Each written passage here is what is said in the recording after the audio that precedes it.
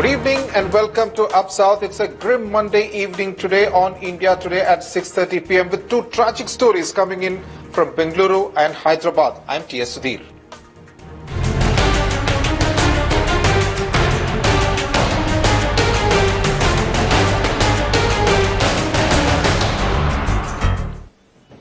Bengaluru, a city which is usually known as India's IT capital, may well now be called India's pothole capital. How else do you explain the number of accidents that take place because of potholes, several of them fatal? Like, for instance, what happened on Thursday night when a 25-year-old lady, when she was riding back home with her husband on the pillion, both of them fell, and the inability to negotiate a pothole on a flyover was extremely dangerous because the lady died and the husband suffered injuries. What's worse, the police slapped a case of negligent driving on the husband.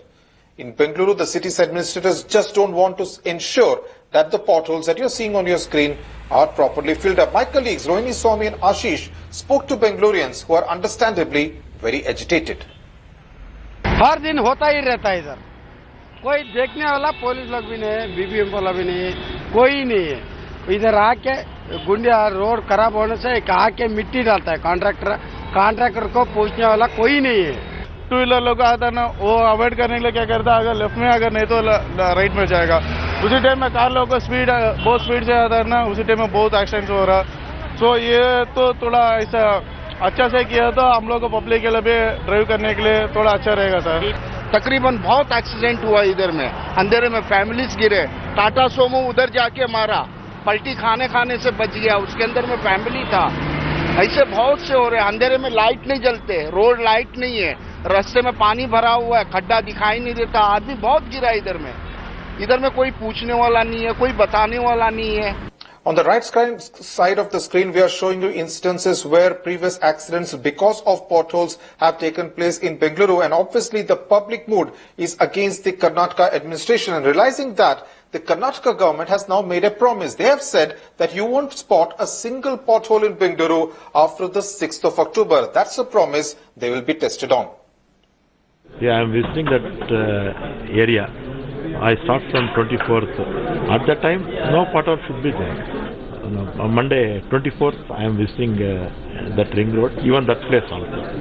I will see that who is responsible, contractor or any agency like that who damaged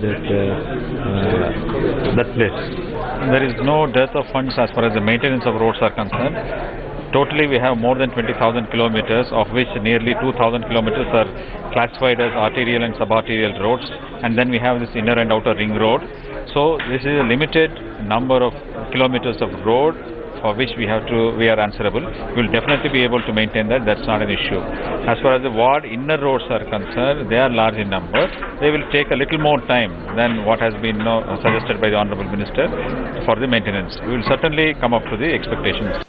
Let me cut across to our Deputy Editor Rohini Swami, who joins me now from Bengaluru. Rohini, the death on Thursday would have passed off as yet another pothole-related accident death if it was not for what the police did, that of slapping a case of negligent driving on the husband. Now, do you get the sense after talking to a whole lot of administrators in the Karnataka government today that they are having their backs to the wall? They do realize that public mood is against them. Well, every time an incident like this happens, yes, they find themselves the back to the wall under pressure.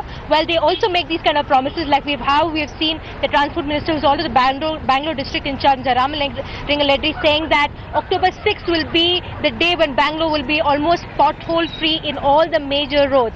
Now, I also remember that some years back there was even a corporator who said if you find a single pothole in his constituency, in his ward, you will pay 1,000 rupees. These kind of promises have been made time and again. But what has happened to them? Well, nothing. We've seen more and more that Bangalore is turning out not just to be pothole roads, but killer roads for that matter. Yes, the government is finding its back against the wall and it has to act upon it, and that is why we've seen how the Bangalore district in charge, Mr. Reddy, has now decided that from the 24th of this month till the 6th of October, he'll be visiting various areas and identifying if there are potholes and seeing to that it is filled.